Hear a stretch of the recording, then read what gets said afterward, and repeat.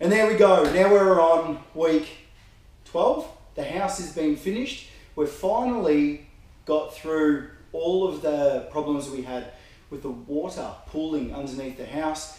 We went through the game of elimination. It was a long-winded process, or a long-watered process, depending how you look at it. We finally got there. We also put mechanical ventilation systems underneath the house as well. We put an access panel in also, just so we could get in there later on if ever in the future we need to get back under there and just check anything out. We've had a good look over the last 4 weeks and we haven't seen any problems with the water pooling or anything ever since, which has been great. The ventilation systems worked, and also all of the little things that we did all added up and has helped get rid of that water pooling under the house. Let's go for a quick walkthrough and now we'll show you the end product now that the floors are all been done and everything else. Down the hallway, you remember how that looked with that old Baltic pine. So what we've put down here is called a wormy chestnut, really nicely laid all the way through with underfloor insulation. We've given it a lick of paint, and that lick of paint goes all the way across ceilings, walls and timber work.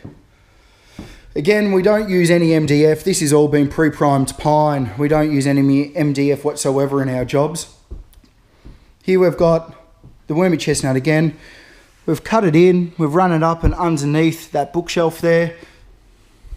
All the walls again been painted. Ceilings painted.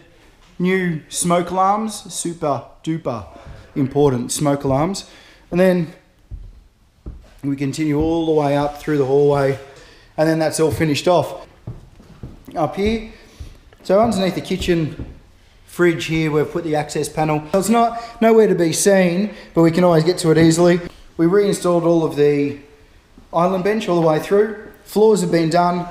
Now remember, this is the patch just here where we had the concrete coming into the timber work, so we fixed all that off, put the battening system all the way through this floor, and this is the end product on that floor all the way through.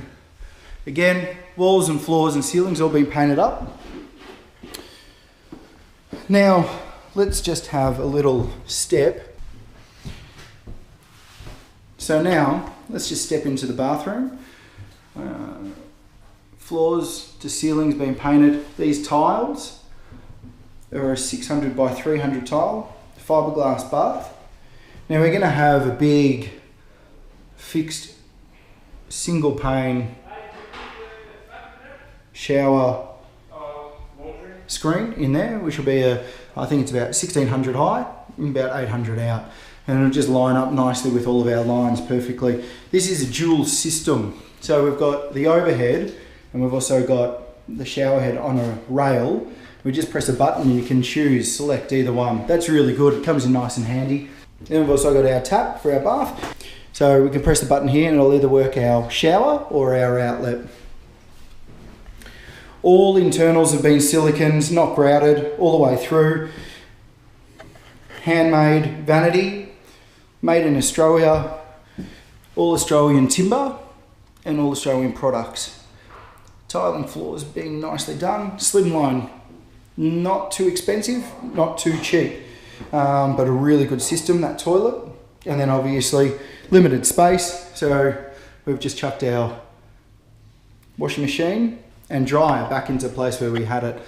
We've also added a little feature of a shelf where we can sit our towels, which has been really good and sturdy. And then we've got these two here, which will position nicely just underneath that heater from the ceiling. So there you go, there's our quick walkthrough. It's been a long process, we're just done. When you have water under your house, we've talked about cross-air ventilation and things above a house, through a house, but now also underneath the house, you can see how important the breathability of a house can be. Thanks for watching. Any questions or queries about that job, let us know. Anything about any jobs in the future, let us know. And like always, thanks for watching and stay awesome.